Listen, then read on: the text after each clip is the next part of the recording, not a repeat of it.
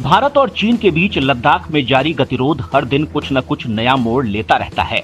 एक तरफ बातचीत की बातें सुनाई पड़ती हैं, तो दूसरे ही पल युद्धाभ्यास, टैंक और कोई न कोई खतरनाक बयान सामने आ जाता है। अब ताजा मामला एक चीनी डिप्लोमेट का है, जिसने इस पूरे मसले को धारा 370 से ही जोड़ दिया है। वहीं इस मामले पर एक बड़ा अपडेट भारतीय सेना की ओर से है, जो मान रही है कि मामला सुलझने की ओर बढ़ रहा है। लिहाजा इस मामले में आपको पहले चीनी डिप्लोमेट की बात बताते हैं, जिसने आग में घी डालने का। भारत और चीन के बीच लद्दाख में जारी गतिरोध हर दिन कुछ न कुछ नया मोड़ लेता रहता है। एक तरफ बातचीत की बातें सुनाई पड़ती हैं, तो दूसरे ही पल युद्धाभ्यास, टैंक और कोई न कोई खतरनाक बयान सामने आ जाता है। अब ताजा मामला एक चीनी डिप्लोमेट का है, जिसने इस पूरे मसले को धारा 370 से ही जोड़ दिया है। वहीं इस मामले पर एक बड़ा अपडेट भारतीय सेना की ओर से है, जो मान रही है कि मामला सुलझने की ओर बढ़ रहा है। लिहाजा इस मामले में आपको पहले चीनी डिप्लोमेट की बात बताते हैं, जिसने आग में घी डालने का काम किया है।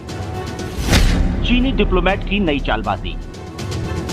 पाकिस्तान में चीनी दूतावास के प्रवक्ता ने भारतीय और चीनी सीमा पर सैनिकों के बीच गतिरोध को जम्मू कश्मीर में धारा 370 हटाए जाने से जुड़ा बताया है। वांग जियांगफेंग, जिनके ट्विटर बायो के अनुसार वे इस्लामाबाद में चीनी मिशन में प्रेस अधिकारी हैं, उन्होंने ट्वीट कर चीन की मुख्य खुफिया एजेंसी से जुड़े एक थिंक टैंक का एक लेख पोस्ट किया है।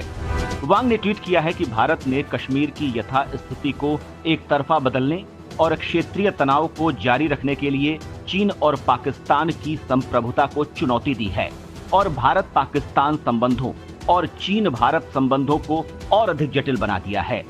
हालांकि घटनाक्रम से परिचित लोगों ने कहा कि वांग पाकिस्तानी मीडिया के साथ संबंध बनाने का काम करते हैं और ये ट्वीट उनकी व्यक्तिगत राय हो सकती है, लेकिन ये पहली बार है जब किसी चीनी अधिकारी ने कश्मीर की स्थिति में बदलाव के साथ सीमावर्ती गतिरोध को जोड़ने की बात कही है। इसमें लद्दाख के केंद्र शासित प्रदेश का निर्माण भी शामिल है, जो चीन के साथ विवाद का मुद्दा है। लद्दाख तनाव पर सेना प्रमुख का बड़ा बयान। लद्दाख में भारत चीन की सीमा पर चीनी सैनिकों के आक्रामक रुख अपनाने से माहौल तनावपूर्ण बना है। मामले को लेकर केंद्र की मोदी सरकार पर भी निशाना साधा जा रहा है। चीन के साथ विवाद को लेकर देश भर में चिंता का माहौल है। ऐसे में थल सेना प्रमुख ने स्थिति के नियंत्रण में होने का आश्वासन दिया है। उन्होंने कहा, मैं सभी को आश्वस्त कर देना चाहता हूं कि चीन के साथ लगी हमारी सीमाओं पर स्थिति पूरी तरह से नियंत्रण में है। हम चीन से कमांडर लेवल की लगातार बातचीत कर रहे हैं। नरवणे ने कहा कि इसके अलावा स्थानीय स्तर पर भी समान रैंक के कमांडर्स के बीच बातचीत के जरिए गतिरोध को सुलझाने की कोशिश की जा रही है। सेना प्रमुख ने कहा कि बातचीत के जरिए गतिरोध को काफी कम किया जा चुका है। हमें उम्मीद है कि दोनों देशों के बीच चल रही लगातार बातचीत के जरिए सारे मतभेद दूर होंगे। उन्होंने दावा किया कि सब कुछ नियंत्रण में है। वहीं नेपाल के साथ सीमा पर बढ़ी तल्खी को लेकर भी सेना प्रमुख ने अपनी बात रखी। उन्होंने दोनों देशों के बीच मजबूत सांस्कृतिक संबंधों का हवाला देते हुए कहा कि भारत और नेपाल के बीच रिश्ते हमेशा मजबूत रहेंगे। नेपाल पर फिर बोले सेना प्रमुख। आर्मी चीफ नरवणे ने कहा कि नेपाल के साथ हमारे संबंध बहुत मजबूत हैं। हम भौगोलिक, सांस्कृतिक, ऐतिहासिक और धार्मिक कड़ी से एक दूसरे से बंधे हैं। हम लोगों से मजबूत संबंधों के द्वारा जुड़े हैं। ऐसे में हमारा नेपाल के साथ संबंध हमेशा मजबूत रहा है और आगे भी मजबूत रहेगा। लिपुलेख काला पानी को नेपाली नक्शे में दिखाए जाने को लेकर दोनों देशों के बीच संबंधों में तनाव पैदा हो गए थे। इसके अलावा हाल ही में भारत नेपाल सीमा पर पुलिस फायरिंग में शख्स की मौत को लेकर भी दोनों देशों के बीच संबंधों के तल्ख हो जाने को लेकर चर्चा तेज हो गई थी। कहा जा रहा है कि चीन की शह पर नेपाल भारत के खिलाफ लगातार आक्रामक रुख अपनाए हुए है। चीन के साथ क्या चल रहा है? इससे पहले 6 जून को भारत और चीन के बीच कमांडर स्तर की बातचीत हो चुकी है। इस बैठक में भारत का प्रतिनिधित्व 14 corps commander lieutenant general Harinder Singh ने किया था, तो वहीं चीन का प्रतिनिधित्व कमांडर मेजर जनरल लियू लिन ने किया था। दोनों ही देशों की सरकारों ने बैठक के बाद सकारात्मक रुख जरूर अपनाया था, लेकिन जमीनी स्तर पर त्वरित परिणाम नहीं निकल सकता है।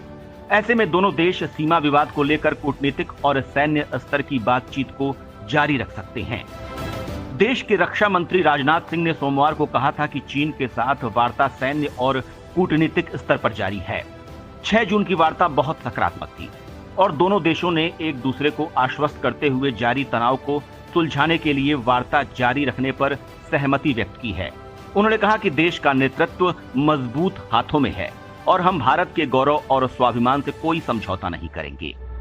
इधर भारत ने चीन के साथ सीमा विवाद और उससे निपटने के प्रयासों पर अपने परंपरागत मित्र देश रूस और प्रमुख रणनीतिक साझेदार अमेरिका को भरोसे में लिया है। भारत ने बैठक के बाद इससे जुड़ी हुई जानकारी से दोनों देशों को अवगत कराया था। सूत्रों ने कहा था कि भारत ने पिछले कुछ महीनों में देश में सभी बड़े घटनाक्रम पर मित्र देशों को जानकारी दी है और उन्हें भरोसे में लिया है। भारत और चीन के बीच पिछले महीने की शुरुआत में सीमा को लेकर विवाद शुरू हुआ था। पूर्वी लद्दाख में स्थिति तब खराब हो गई थी जब 5 मई को पैंगोंग झील क्षेत्र में भारत और चीन के लगभग 250 सैनिकों के बीच लोहे की छड़ों और लाठी डंडों से झड़प हो गई।